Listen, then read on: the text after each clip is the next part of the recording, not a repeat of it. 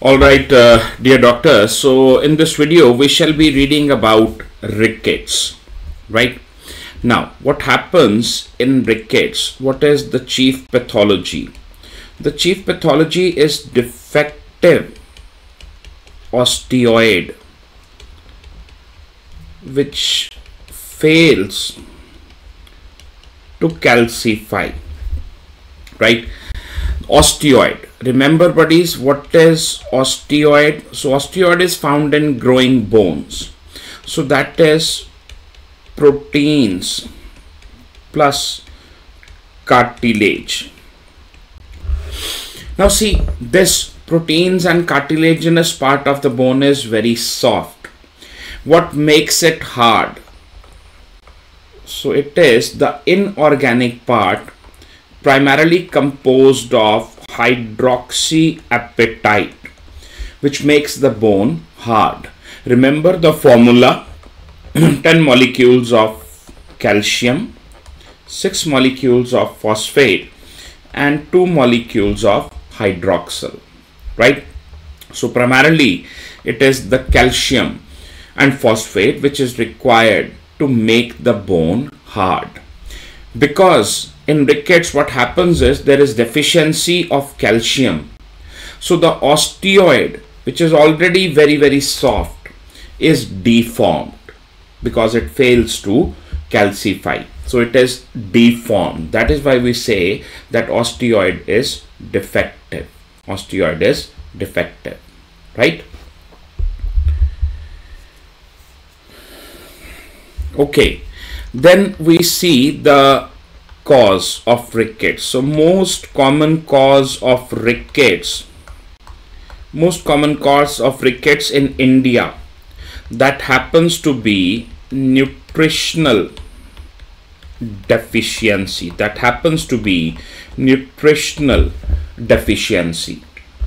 Now remember, you have read this in physiology, that for the body to absorb calcium, what is required? Vitamin D. Now in Western countries, they have got good diet as compared to us, but they lack sun exposure, so their body is not able to develop vitamin D, right? So in Western countries, if the rickets happens in their children, so in Western countries, the cause is lack of sun exposure. The background knowledge which you need to have to understand this topic of rickets is that vitamin D is absolutely necessary for the body to absorb calcium from the diet. So even if the child is having adequate quantities of calcium in the diet, but his body does not have vitamin D, he will not be able to absorb that calcium from the diet, right?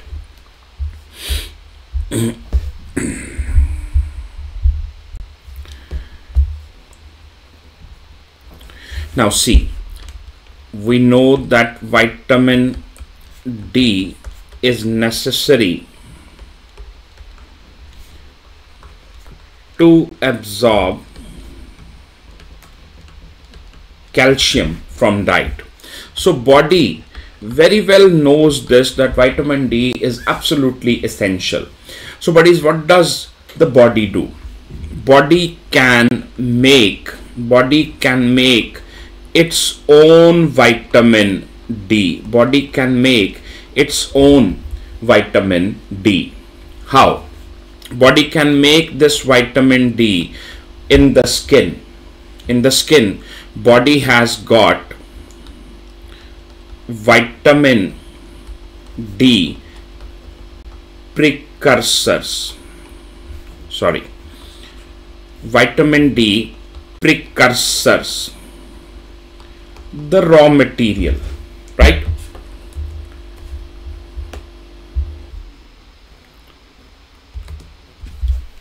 Now these precursors, they are made from cholesterol.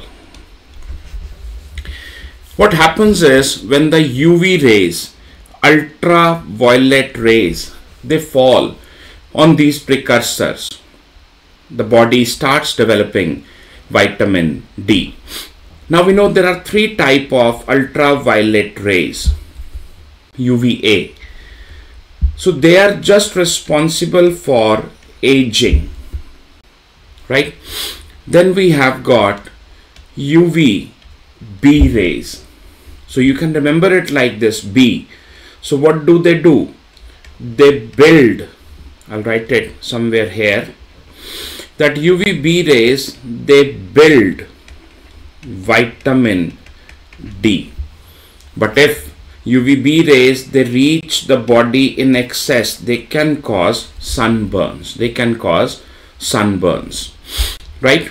Then you see, your examiner might be tempted to ask you about the UVC rays. So UVC rays, they don't reach Earth. So the question, what kind of UV rays are responsible for making vitamin D in the skin? The answer is UVB rays.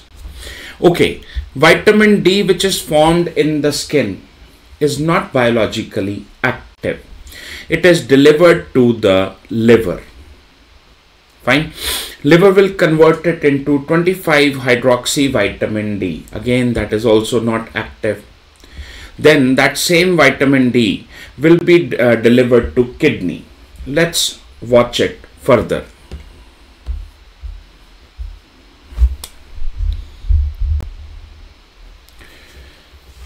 So you see, dear doctors, the kind of vitamin D which is formed in the skin is cholecalciferol, and the kind of vitamin D which we get in our diet is ergocalciferol. Both of them are not active, biologically inactive. So both of them are delivered to liver. Liver will convert both of them into calcidiol. Incidentally, calcidiol is also not biologically active. The calcidiol will now be delivered to the kidney, and kidney will convert calcidiol into calcitriol. Now, this is considered biologically active form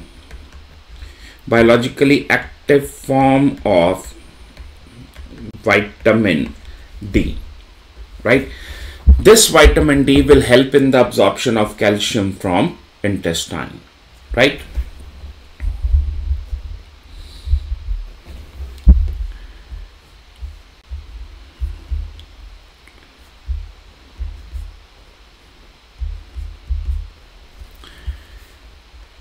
Now, what happens is, how do the children develop the deficiency of vitamin D? What happens is, dear doctors, that the breastfed children, they are very prone to develop deficiency of vitamin D. Why? Because the children who are dependent upon breast milk. So the breast milk happens to be very poor source of vitamin D. So only 2 to 40 international units are present per liter. Now, in contrast, the dairy milk which we buy from the market, that is considered to be fortified. Some extra thing is added, some extra material is added. So that is fortified milk. It contains up to 400 international units per liter. Now, the minimum values of vitamin D in the blood should be at least 20 to 40 nanogram per ml. That is the minimum value of vitamin D. Below this, the child will definitely develop rickets, right? Now,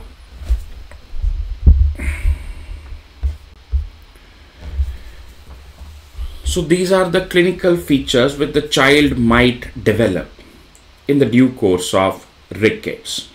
Let's consider each of these clinical features one by one.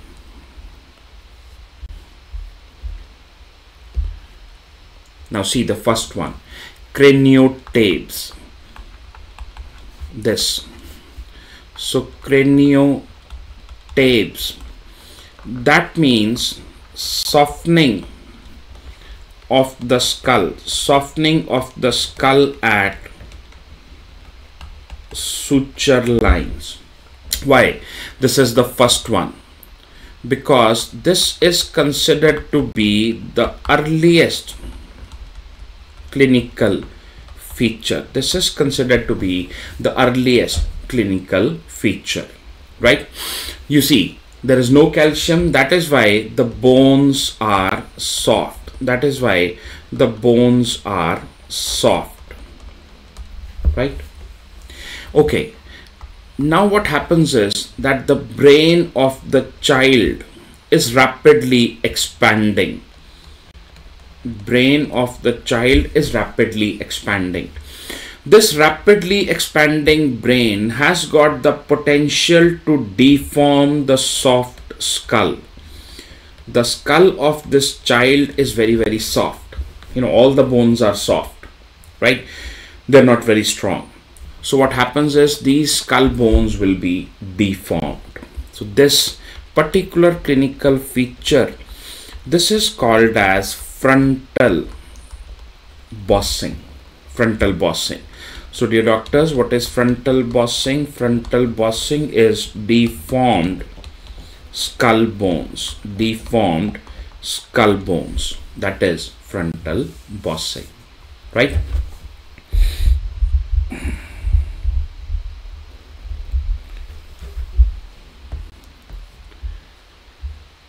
We now move to the next clinical feature. Please allow me to zoom on this image. Now, what you see over here in the center, this happens to be sternum. Again, this is a bone. Now, these happens to be the ribs. The ribs. Now, both of them, they are connected by cartilage. So, C stands for costochondral cartilage. Costochondral cartilage, right? Now here, buddy, see, this is a joint. Everywhere there is a joint. The ribs, they are continuously moving ever since the child is born and the child is breathing. The ribs are continuously moving. So this particular joint between the ribs and the cartilage easily gets deformed and it becomes pronounced. It becomes prominent like a swelling, right? Let's see how does this manifest. So you see here.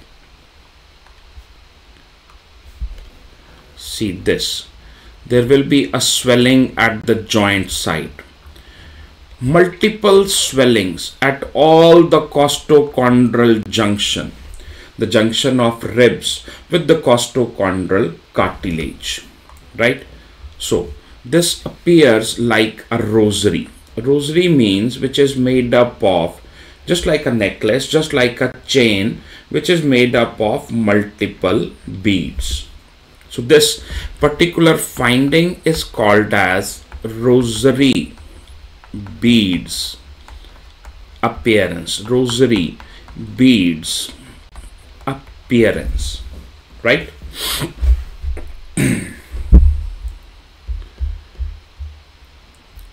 Now, incidentally, a similar finding is seen in other disease also.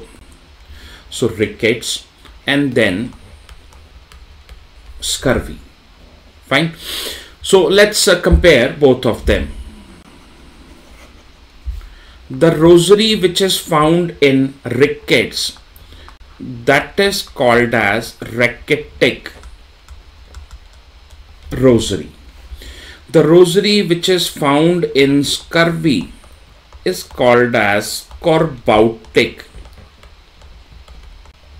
rosary. Okay, racketic rosary, as I told you, it occurs in rickets.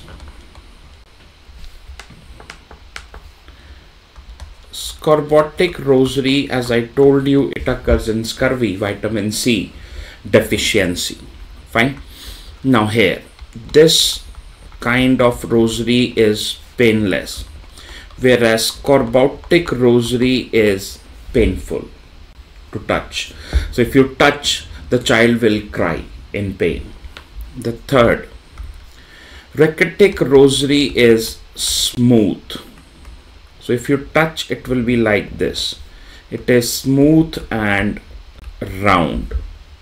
Whereas scorbutic rosary, if you touch, it is angular.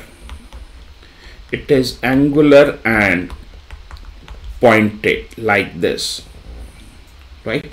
So you will see sharp projections, and if you touch, the child will begin to cry. The child will begin to cry, right? That's the difference between ricketic rosary and scorbutic rosary.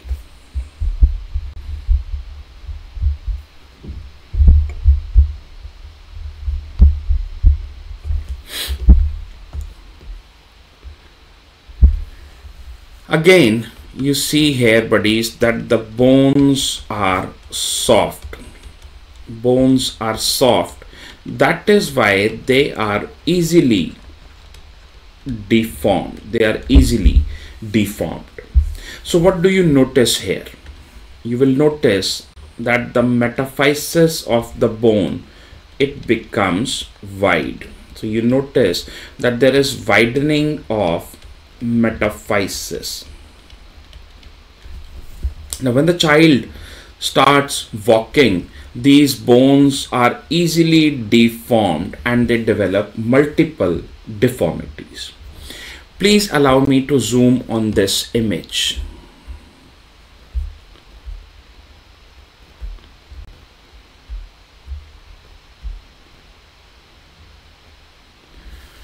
See here. So this patient has got, if you see correctly, this patient on the left side has got genu valgum deformity, whereas on the right side lower limb, this patient has got genu varum deformity. Genu varum deformity. So valgum deformity in one limb, varum deformity in the other limb. That means the child has got wind sweep deformity. Remember, we have already read this, that rickets is considered most common cause. Rickets is considered most common cause of wind sweep deformity.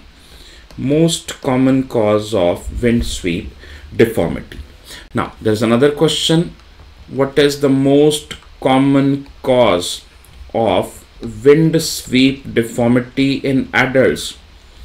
Most common cause of wind sweep deformity in adults. Dear doctors, you already know the answer. This happens to be rheumatoid arthritis. This happens to be rheumatoid arthritis, right? So that's important. You have to identify what kind of deformity is present in your patient.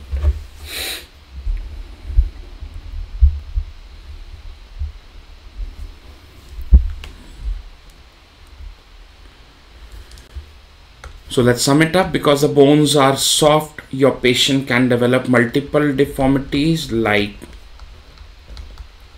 genu valgum, genu varum, and sometimes, as I have already shown you, that your patient can develop wind sweep deformity. So any pattern can be seen. Any pattern can be seen. Now, remember that the muscles, calcium is an important part of muscle metabolism, muscle physiology. So muscles, they also become weak and lax. Lax means loose. So the child will develop pot belly. So you see, this is pot belly. Pot belly, the abdomen, is distended. It appears as if it is distended. The only thing is that the muscles are very, very loose, right?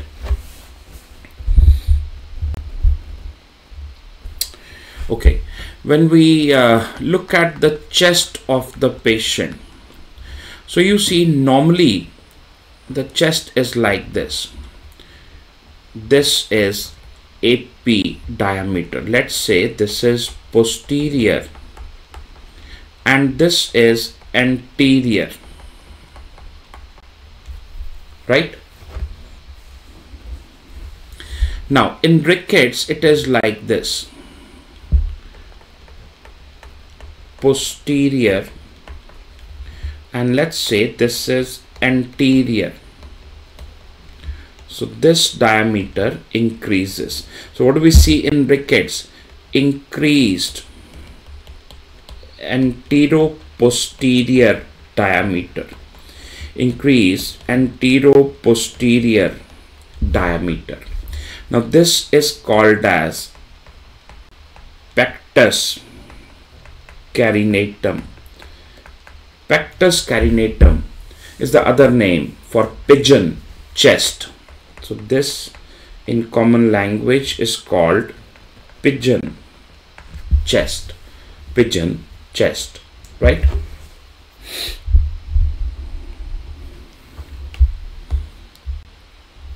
Now what happens is a prominent line develops between the chest and abdomen. Prominent line. You see here, buddies, let's say this is the normal chest. The child is normal, absolutely normal. This is chest, this is abdomen. But what happens in Rickets, because the bones are soft, they are easily deformed. Chest and this is abdomen. This particular thing, D, stands for diaphragm. So you will see a depression, a groove, a sulcus, whatever you want to call it. This develops, and incidentally this is called as Harrison sulcus. Harrison sulcus, right? So Harrison sulcus. You want to call it Harrison groove, perfectly okay, right? Okay, so Harrison sulcus, double malleoli sign. So you see here, normal bone will retain its shape. It's like this near the ankle joint, but here, because the bones are soft, so they will be easily deformed. That is first malleoli, that is second malleoli, like this here. So first malleoli, second malleoli. This one typically is called double malleoli sign. Double malleoli sign.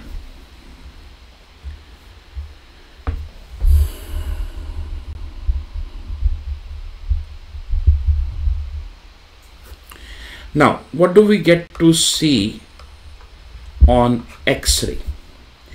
Remember, simple thing which you need to remember here is that the bones are soft, bones are easily deformed, and bones, they lack calcium. So you see, dear doctors, let's say the normal bone is like this. Because there is lack of calcium, the bone will go like this. Let me choose a better image. The same bone will go like this, right? So you see there is a depression here. Now this depression can be filled if there is enough calcium. Sorry, we'll repeat, please. So let's say this is the bone of a normal child. In Rickets, the bone would be like this.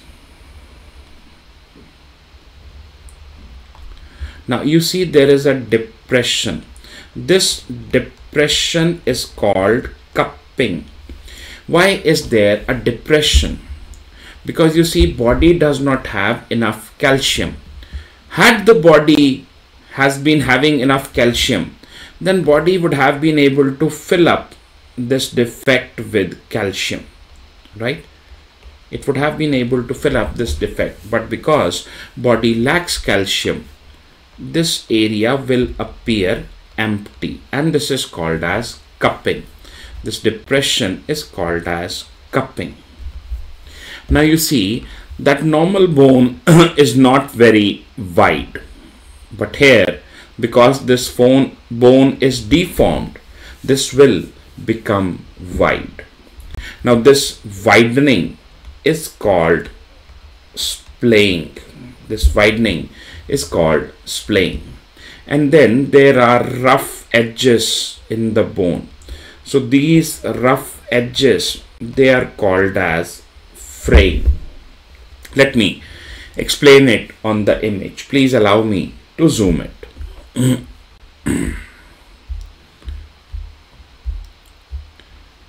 Now see here, dear doctors, this bone, had it been normal, it would have been like this. Had it been the situation that this bone has got adequate calcium, then bone would have deposited that calcium over here. You see on the other side, this bone would have been like this. This bone would have deposited the calcium over here. But because this bone does not have adequate calcium, this part remains empty. This part remains empty. So it gives rise to typical depressed appearance. Now this depressed appearance is called cupping. Let me erase it. This depressed appearance is called cupping. Cupping. The widening of the bone.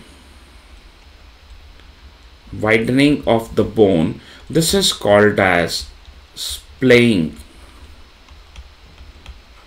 And the rough edges that can be seen on X-ray, that is called as fraying.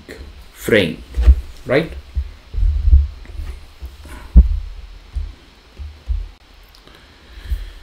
So what do you see at X-rays? You see cupping.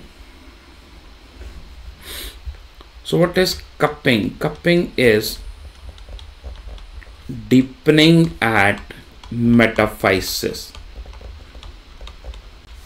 and then splaying.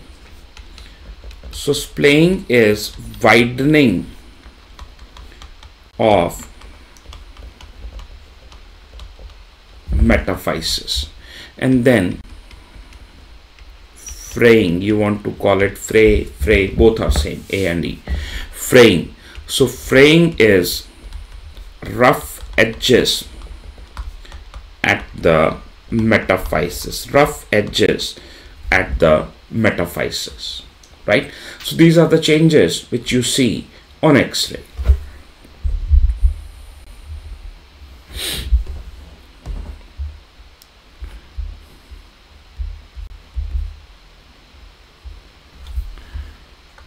Now, speaking about the blood investigations, you must keep one thing in mind, that 99% of the body calcium, it lies in the skeletal system, and only 1% it lies in the blood. So as soon as the blood calcium levels, they begin to fall, immediately corrective actions are taken by the body. What happens? Calcium levels begin to fall. Parathyroid hormone is secreted by the parathyroid glands. It will scrape the bone. It will cause bone resorption.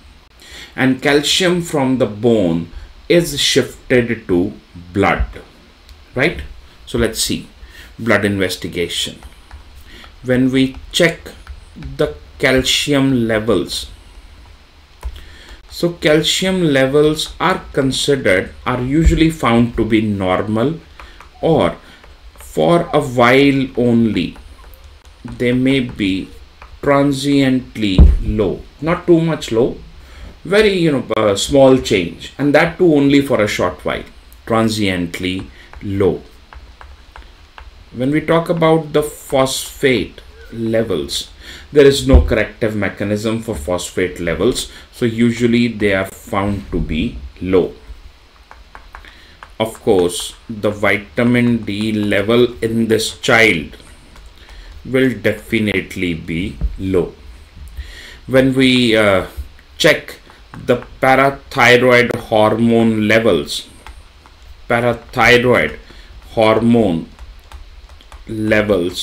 they are found to be higher than usual. They are found to be higher than usual because body secretes parathyroid hormone in response to hypocalcemia, right? Lowered calcium level will cause the secretion of parathyroid hormone levels.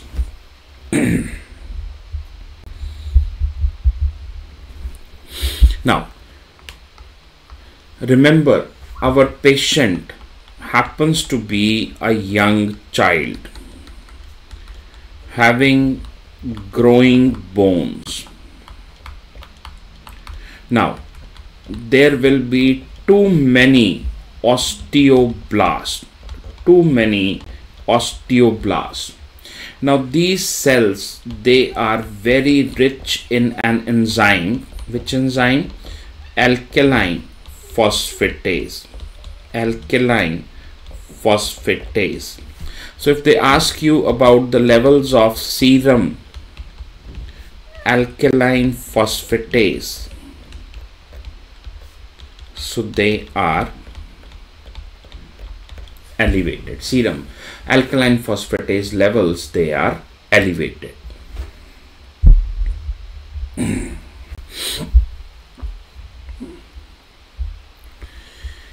Let's talk about the treatment. So treatment, you have got two regimes. One is to give your patient 6 lakh international units intramuscular, or you have got second approach. You give your patient 6 divided oral doses of 1 lakh international units each. 1 lakh international units each. Now, you should not stop it here. There should be follow-up dose. 2000 to 5000 international units per day for the minimum period of 4 to 6 weeks. You might need to give this vitamin D for more period of time. Now, how do you know that the treatment which you gave to the child is working? What will happen? The phosphate levels of the child, they will begin rising within 96 hours, and then after a while you will see the zone of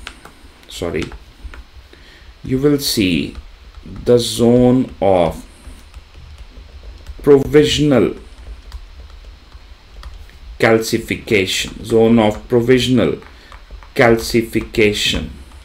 Now this is called as line of Frankel. This, dear doctors, is seen in healing rickets. They ask you, where do you get to see at the earliest? So it is seen earliest around the wrist joint. So earliest, this line is seen around wrist joint. You see this white line I am speaking about, this white line called as the line of Frankel. Don't get confused. Yes, it is seen in scurvy also, fine, but that's different. We'll read that also. Okay, so this white line of Frankel is seen in healing rickets. Now they say, where do you get to see the evidence of healing? So it is seen at 6 to 7 weeks in 100% of patients. If the rickets is being treated properly, in 6 to 7 weeks you will get to see this line of provisional calcification. This line of provisional calcification seen in around 6 to 7 weeks.